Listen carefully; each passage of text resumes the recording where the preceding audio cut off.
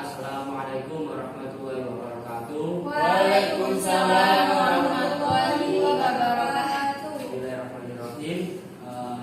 Kita bertemu lagi ya teman-teman. Gimana kabarnya hari ini? Alhamdulillah luar biasa. Allahu Akbar. Alhamdulillah semuanya sehat ya. Sehat Pak. Sekarang musim hujan ya. Iya. Jadi harus dijaga ya kesehatannya. Supaya bisa belajar di sekolah dengan semangat dan ceria. Nah, sebelum kita masuk ke pembelajaran, kita baiknya berdoa terlebih dahulu agar kita nanti dalam pembelajaran diberikan kelancaran. Amin. Amin. Al-Fatihah.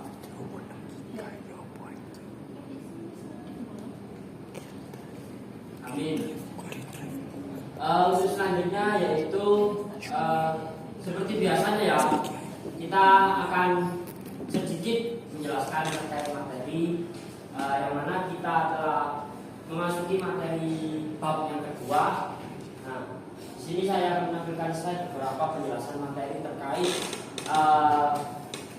dengan zakat jiwa dan harta yang menjadi bersih. Nah, sebelum kita masuk materi, saya akan bertanya kepada teman-teman terlebih dahulu. Kira-kira ada yang tahu nggak terkait zakat itu sendiri itu apa? Yang tahu angkat tangan. Saya Pak. Ya, silakan. Zakat itu pembersihan jiwa, pembersihan amal. Betul. Apa ada lagi? Ya. Silakan. Zakat itu biasanya yang ngasih beras ke pas ini loh, pas puasa. Ya. Beras atau uang. Betul. Ada lagi yang mau menambahkan?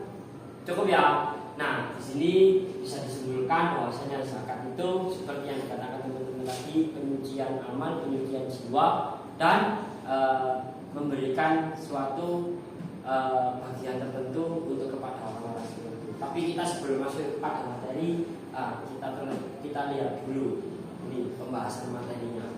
Nah, di sini kami akan menampilkan beberapa materi terkait yang akan kita pelajari pada siang hari ini. Nah, di sini ada materinya itu terkait dengan yang pertama ketentuan zakat.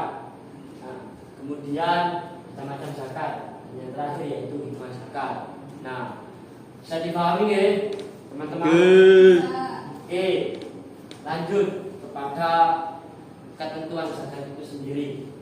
Nah, ketentuan zakat itu sendiri dari segi pengertiannya seperti halnya yaitu menurut bahasa memiliki beberapa makna yang artinya berkembang, tumbuh, suci. Tetapi secara istilahnya yaitu zakat sejumlah harta tertentu yang diambil dari harta tertentu untuk dikeluarkan dan dibagikan kepada golongan orang-orang tertentu. Bisa dipahami ya teman-teman?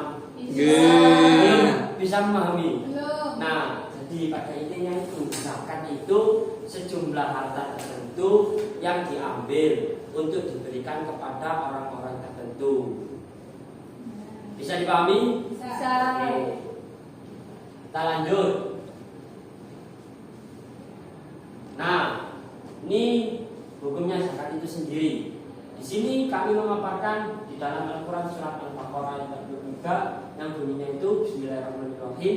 Wa aqimus shalah wa atuz zakat warka'u ma'ar-raki'in. Nah, yang artinya itu tegakkanlah sholat, tunaikanlah zakat, dan rukulah beserta orang-orang yang rukuk. Nah, jadi di dalam ayat ini dijelaskan bahwasanya hukumnya zakat itu Wajib. Nah, jadi kalau seandainya kita tidak berzakat, maka kita akan mendapat Dosa. Nah, betul sekali. Jadi kita harus wajib berzakatnya. Nah, ini tadi golongan orang-orang yang berhak mendapatkan zakat itu. Yang pertama, fakir, miskin, kemudian amil, mu'alaf, orang-orang yang barusan masuk agama Islam, kemudian rikob atau budak yang berusaha menebus dirinya agar merdeka, kemudian ada goreng dan sabilillah serta yang lain yaitu ibu sabil. Kemudian kita lanjut pada orang yang kita berhak menerima zakat itu sendiri. Yang pertama di sini, yang pertama orang kaya. Kemudian orang-orang yang turunan dari Rasulullah, Bani Hashim, Bani Abdul Muthalib.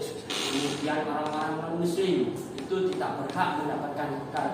Kemudian orang-orang yang wajib disakati oleh muzakinya, secara istilahnya yaitu orang-orang yang muzakinya itu masih mampu untuk memberikan zakat kepada orang lain. Yang terakhir yaitu budak, kecuali budak mukatab.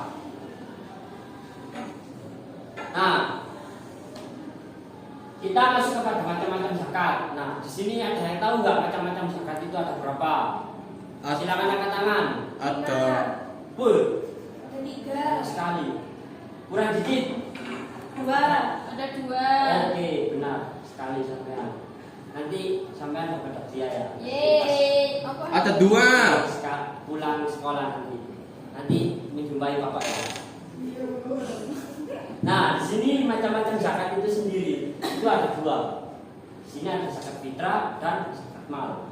Nah, kita masuk kepada bagian zakat fitrah terlebih dahulu.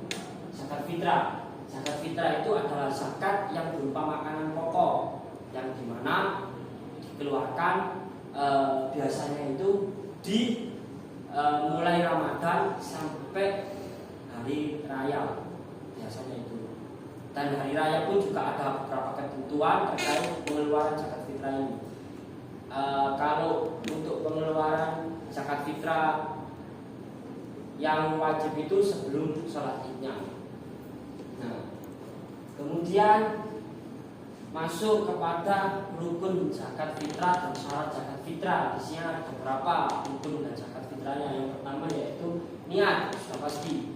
Kemudian ada yang memberi zakat atau muzaki. Kemudian yang ketiga ada penerima zakat atau mustahik zakat. Yang terakhir yaitu ada barangnya. Tahu istilahnya yang seringkali kita temui bersama di Indonesia ini biasanya itu menggunakan zakat fitrah itu menggunakan beras. Nah, ini semuanya sudah zakat ya kemarin ya zakat fitrah di. Good. Kemudian syarat zakat fitrah itu sendiri dari Islam. Kemudian orang tersebut berjumpa dengan Ramadan. Nah, jadi orang tersebut kalau berjumpa dengan Ramadan wajib hukumnya untuk mengeluarkan zakat fitrah. Kalau belum bulan Ramadan berarti Belum, nanti ada pertanyaannya sendiri. Nanti ada nanti itu sebenarnya. Kemudian yang ketiga mempunyai kelebihan harta atau makanan pokoknya. Kemudian yang terakhir berupa makanan pokok penduduk setempat. Nah, kalau di luar negeri makanan pokoknya gandum, ya nanti zakatnya memakai gandum. Nah, bisa dipahami ya? bisa. Oke. Kita masuk kepada zakat mal. Nah, zakat mal ini secara istilahnya itu secara sederhananya itu zakat mal ini zakat yang berupa harta.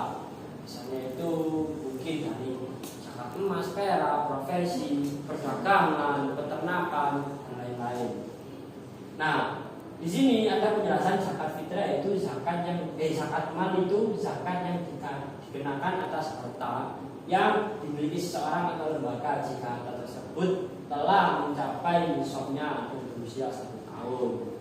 Nah, masuk kepada rukun zakat mal.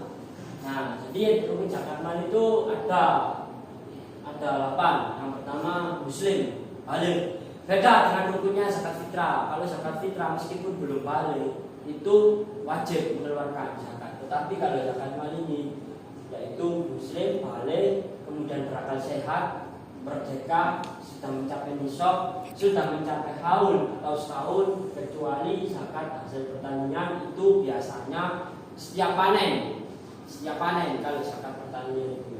Nah, kemudian harta yang dimiliki merupakan jenis harta yang wajib disakati seperti emas, perak, dan profesi juga. Zaman sekarang kan juga profesi itu harus mengeluarkan zakat itu. Seperti mungkin ya menjadi wirausaha, karyawan pabrik yang memiliki gaji UMR di atas 5 Kemudian data tersebut merupakan kelebihan dari kebutuhan pokok. Jadi kalau kebutuhan pokoknya sudah terpenuhi semua dan masih ada sisa dari harta tersebut, itu biasanya disakatkan juga. Kemudian macam-macam zakat mal ini ada banyak, ada 6, emas dan perak, kemudian antara dagangan, hasil tanaman, dan binatang ternak, barang tambang serta pengetahuan. Nah, mungkin cukup sekian penyampaian materi yang kami sampaikan. Nah, tetapi sebelum saya tutup, di sini Pak Guru akan memberikan tugas. Tadi kan kita pembahasannya kan ada 3 materi. Yang pertama ketentuan zakat, kemudian macam-macam zakat. Nah, ini tadi sudah saya jelaskan mengenai ketentuan zakat, macam-macam zakat, dan yang terakhir kan belum dijelaskan mengenai hikmah-hikmah zakat. Nah, di sini itu hikmah-hikmah zakat itu ada 2 golongan, hikmah zakat untuk diri sendiri dan hikmah zakat untuk orang lain. Nah, tugas kalian nanti dibagi 2 kelompok. Yang kelompok 1 membahas hikmah zakat untuk diri sendiri, dan yang kelompok 2 membahas hikmah zakat untuk orang lain. Bisa dipahami ya? Bisa. Nah, pertemuan selanjutnya tugasnya itu harus sudah selesai dan langsung dipaparkan ke depan. Bisa dipahami ya? Bisa. Oke, mungkin cukup sekian pertemuan kali ini. Semoga manfaat kita belajar tadi. Dari saya, kurang lebih yang mohon maaf. Wassalamualaikum warahmatullahi wabarakatuh. Waalaikumsalam warahmatullahi